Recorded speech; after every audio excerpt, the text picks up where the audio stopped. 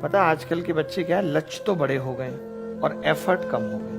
मैं जब गांव से निकला था, घर की देहरी पे बैठ के जब मैंने ये डिसाइड किया कि अब मैं दिल्ली जाके तैयारी करूंगा, तो मैं वर्स्ट से वर्स्ट ये सोचता था कि यार अगर आईएएस की तो कुछ नहीं होगा, तो बिहार का तो निकाल ही देंगे एग्जाम, बिहार पीसीएस। मैंने कहा इतनी पीसीएस होगी। फिर मैंने कहा यार उससे भी ज्यादा बदतर हुई, एसएससी भी नहीं हुआ, तो मैंने कोई नहीं एमटीएस तो निकाल ही देंगे, क्योंकि उस टाइम एमटीएस का एग्जाम भी सरल आता होगा, देखा होगा हमने कहीं से। तब हमने देखा यार एमटीएस निकल जाएगा। जब हमें नहीं पता थी कि एमटीएस क्या होता है, एक पियोन होता है, हम एमटीएस कैसे कर लेंगे, लेकिन उस वक्त सोचा यही था। तो जब हम वर्स्ट से वर्स्ट सोचते हैं, बुरे से बुरा क्या होगा ज्यादा से ज्यादा मेरे साथ, इतना हो जाएगा, जब हम ये सोचते हैं और हमारे एफर्ट ये होते हैं कि मैंने अपनी तरफ से पूरी कोशिश कर दी, सब कुछ लगा दिया मैंने अपनी तरफ से, तब जाके आदमी को सफलता मिलती है। समझ रहे हो कि नहीं समझ रहे हो बात को? हलवा नहीं है, कुछ भी पाना इस संसार में हलवा नहीं है। कुछ भी पाना ऐसे है जैसे छीनना है दूसरे के हाथों से। लेने के लिए लाखों बैठे हैं, भगवान तो इसको देने जा ही रहा था, तब तक आपने उससे ज्यादा एफर्ट लगा दिया, तो भगवान को आपको देनी पड़ गई कुछ चीज। भाई सीधी सीधी बात है, बिना एफर्ट के कुछ नहीं मिलेगा। आप शादी में ही जाते हो, टिक्की के काउंटर पे खड़े हो, कितना एफर्ट नहीं लगाना पड़ता है। कई बार टिक्की खत्म हो गई, आप निकल गए, जिसने साइड में घुस के ये वो दिमाग लगा के दुनियादारी करके छीन ली।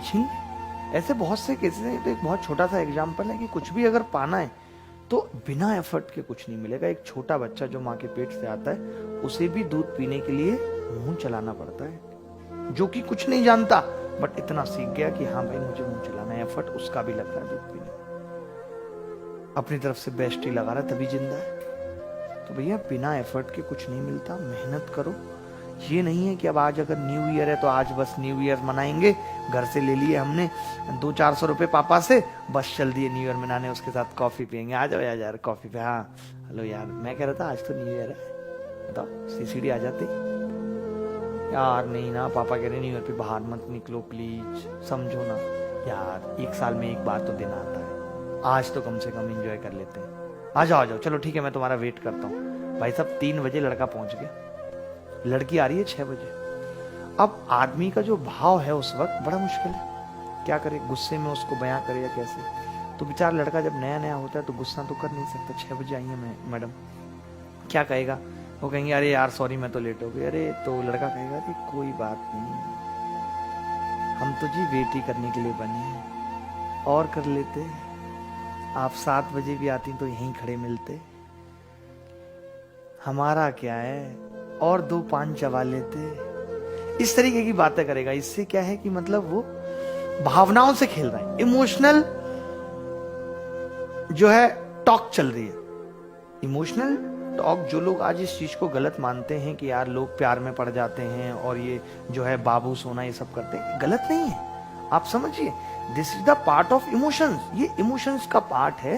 देखिए 2 तरीके से हमारा भाव व्यक्त होता है, एक जो हमारी बुद्धि रिएक्ट करती है, एक जो हमारा दिल रिएक्ट करता है, जो हमारा दिल का भाव है वो रिएक्ट करता है। तो जब हमारी, और प्रेम कहते हैं होता ही तभी है जब बुद्धि शून्य हो जाती है। जहां बुद्धि शून्य हो जाती, देखिए अब इनका नाम पलाश है, तो ये बुद्धि से लिया जा सकता है ना, लेकिन अगर इन पे किसी को प्यार आ रहा है तो वो आदमी इनको बाबू सोना बोले। वो क्या है, वहां बुद्धि काम नहीं कर रही, वहां औपचारिक नाम अपने आप आ जाएंगे। आप, अरे इसका एक एग्जाम्पल आप इस बात से ही ले लीजिए, माँ को आपने कभी सुना है अपने छोटे बच्चे को उसके नाम से बुलाते हुए? कभी नहीं बुलाती। अरे मेरा बेटू, मेरा सोनू, मेरा गुल्लू, कहती नहीं कहती। ये भावनात्मक उसकी जो है बोल हैं जो उस बच्चे के प्रति हैं। तो इसमें गलत कुछ नहीं है, हम नहीं मानते इसको गलत है, हमें तो पता है। लेकिन आपको उस लड़कों की प्रॉब्लम क्या है, बेसिकली उन भावनाओं को बौद्धिक भाव समझ लेना, उनको सर्वथा सत्य बात समझ लेना, उनको स्थायी समझ लेना, परमानेंट समझ लेना हमारे जीवन का दुख है। आप मेरी बात को समझ रहे हो नहीं? उनको परमानेंट समझ लेना हमारे जीवन का दुख है, जबकि वो भाव सिर्फ हमारे दिल के वो भाव हैं जो एक किसी क्षण के लिए हैं, वो परमानेंट नहीं है। अगर आप ये समझ लेंगे कि ये परमानेंट नहीं है, तो आपको किसी भी क्षण जीवन में दुख का सामना नहीं करना पड़ेगा। मेरी बात को समझ रहे हैं कि नहीं आप? बात गहरी है। तो इन बातों को उतना ही ले जितना जरूरी है। आप देखते होंगे खुद ही आपके जीवन में कोई भी महिला पुरुष में, तो जो भी आपके जीवन में है, जब आप उससे सुबह सुबह बात करते हैं तो एक अलग इमोशंस में वो होता है, बड़ी अच्छी अच्छी बातें। शाम तक वही अच्छाइयाँ सारी लड़ाई में बदल जाती हैं। क्यों होता है ऐसा? क्योंकि अब बुद्धि काम करने लगी है। इसीलिए कहते हैं ना कि चाहे आदमी लव मैरिज कर ले, अरेंज मैरिज कर ले, 1-2 साल बाद बुद्धि काम करने लगती है। प्रेम तब तक था जब तक बुद्धि शून्य थी, काम नहीं कर रही थी, सब कुछ बहुत अच्छा चल रहा था। जब बुद्धि काम करने लगती है तो तुम कुछ कमाते क्यों नहीं है?